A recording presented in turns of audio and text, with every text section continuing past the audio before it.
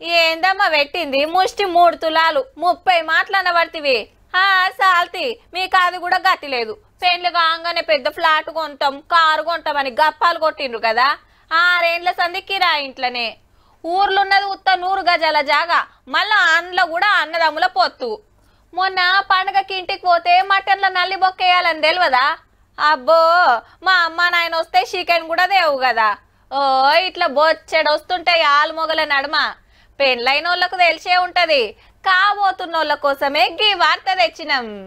7 అడుగులేస్తానికి ఎయిటింగ్ చేస్తోళ్లకు 3 ముళ్లకు ముహూర్తం పెట్టుకున్నోళ్ల కోసం pre marital counselling సెంటర్లు తెరవబోతున్నది సర్కారు. అగో పెండ్లికి ముందే గీ సెంటర్లు ఏంది అంటారా?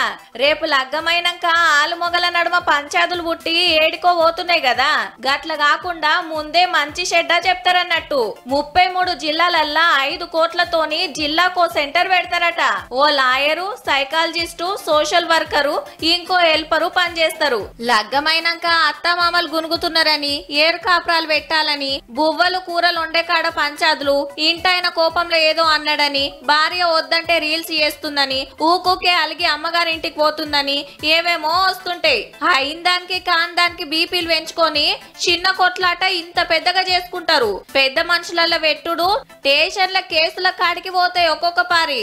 గంత దూరం రావద్దనే కాబోయే భార్య భర్తలను కూసుండబెట్టి పెండ్లైనాక బరువు బాధ్యతలు ఏముంటాయి, సంసారంలో సర్దుబాట్లు ఎట్లుంటాయి, భర్త తోటి భార్య ఎట్లుండాలి, భార్య మాటకు భర్త ఎట్లు ఇలివియాలని చెప్తారట. గివన్నీ చూసి మాకు పెండ్లే వద్దని బుగులు పడేరు. గివేం పట్టించుకోకుండ్రి గాని ఓ మాట చెప్తున్నాం గంతే.